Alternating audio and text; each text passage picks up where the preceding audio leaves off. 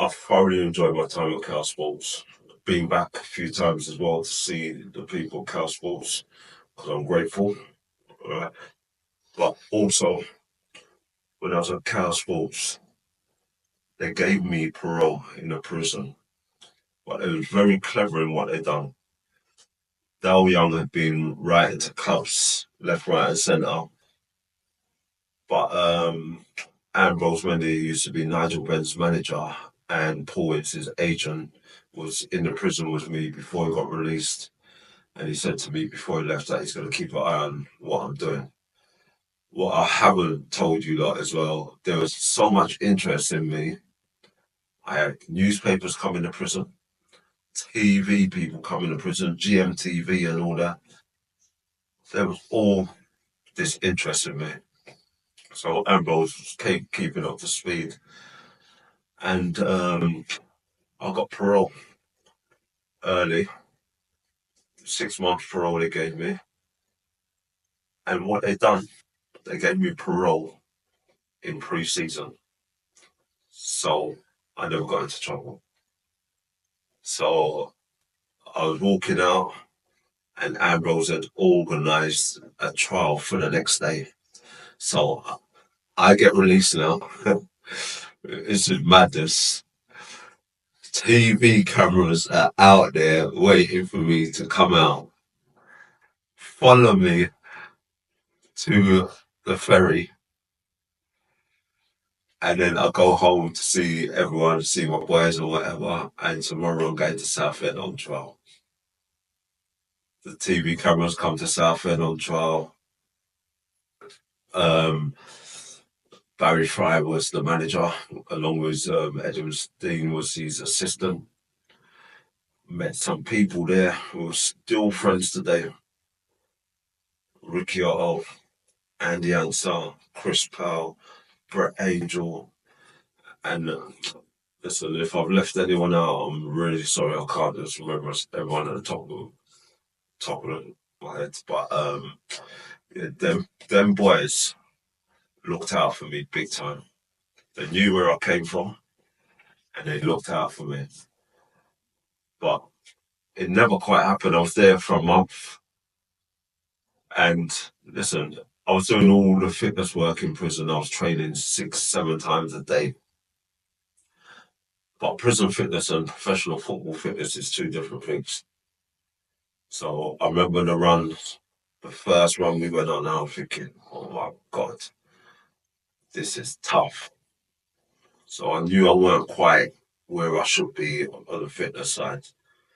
So after about a month, they said that I weren't getting nothing. And then I ended up going to Millwall, where I was there for a month.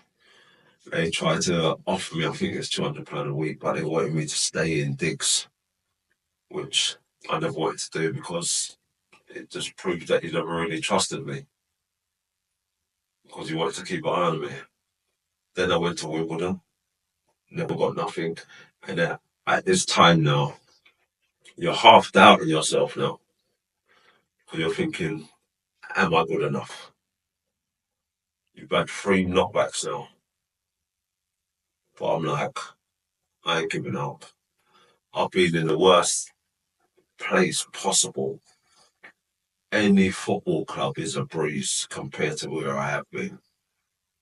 So then a guy called Barry Silverman, who was my agent all through my career, got involved and then got me a trial at Sunderland. And in hindsight, it's probably the best thing what ever happened to me. Because I went up there on a Sunday. The manager was Terry Butcher, old England international, captain, absolute legend. Went up there Sunday. Ian Atkins, his assistant, picked me up, put me in the hotel. First hotel I've ever been in, except for Her Majesty's Hotel. Right? And, I train Monday, train Tuesday, train Wednesday, and I play on Thursday. Played against Leeds on Thursday. And think we drew 0-0, but I was on fire. You know when you've played well. So played well. Next day, Barry Butcher's called me in the office. He's gone to me, sit down, son. I'm like, okay. He's gone, you excite me. I'm going to sign you.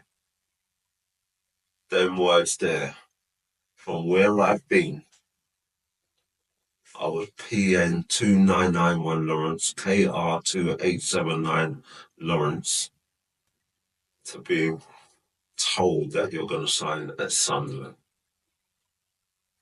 The worlds apart. I'm buzzing. He's gone to me now.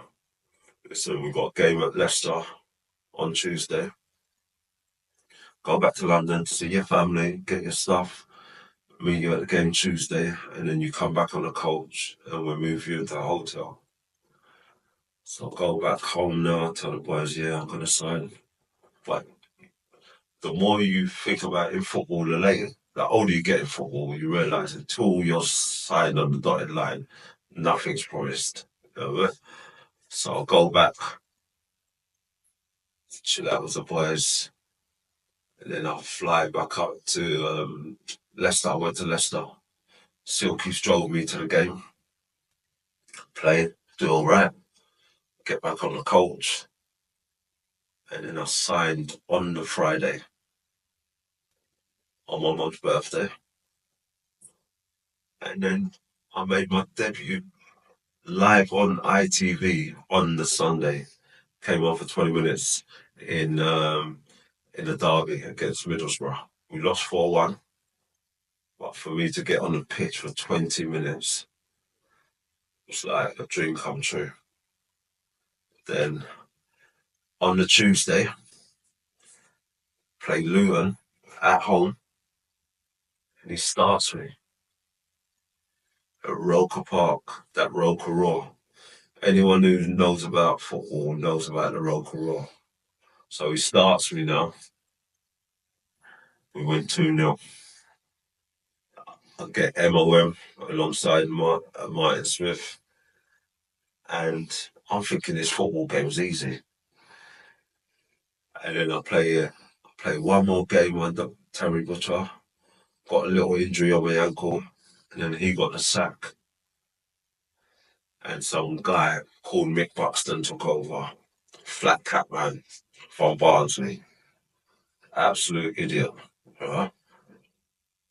No, not a man manager. Had the same brush for everyone. Boring as hell. He never liked me. I knew he never liked me from the off. Me and my mate, David Rush, never liked us. So I'm there for a little while longer. Ended up staying there for about 7 months in all. Ian Atkins, who was Terry Butcher's assistant, got a job at Doncaster, which is League Two. Sunderland were in the Championship. So I rung Ian Atkins and I was saying, like, any chance you coming to get me? And this is a very important lesson for anyone out there. Sometimes you have to take steps backwards to come forwards. And Ian Atkins has gone to me, yeah, I'll come and get you. He paid £20,000 for me. Ian Atkins. 7 months out of coming out of prison, people pay money for me. Right? So I got to Doncaster, scored my first league goal, I think it was against Darlington, diving header. And then the season finishes, he gets a sack. I'm thinking I'm getting every single manager a sack right about now. I'm like, oh my God, bro. But then I was in London off season. They appoint a guy called Sammy Chung. Never knew nothing about Sammy Chung. He don't know nothing about me. I probably played 12 games at this time. So 12 games in football is nothing massive. No one don't know who you are. So come back to pre-season now. I train one day, I win all the running. We play the next day against semi-pro side. He had a guy called George Smith who was like a sergeant major. He never really smiled with anyone. So I score one, make one. They call me in the office the next day. Go and sit down on what do you want to achieve in your career? I said, I want to play in the Premier League. He's gone to me, you have all the tools to play in the Premier League. You don't need nothing more than that. That's your manager telling you you're good enough to go all the way. So every team talk, be like, get the ball to Jamie. Jamie, take him on. Get crosses in the box. Go and express yourself. I was at Doncaster for 10 months and I was playing in the Premier League. 17 months after walking out of the prison, I'm in the Premier League.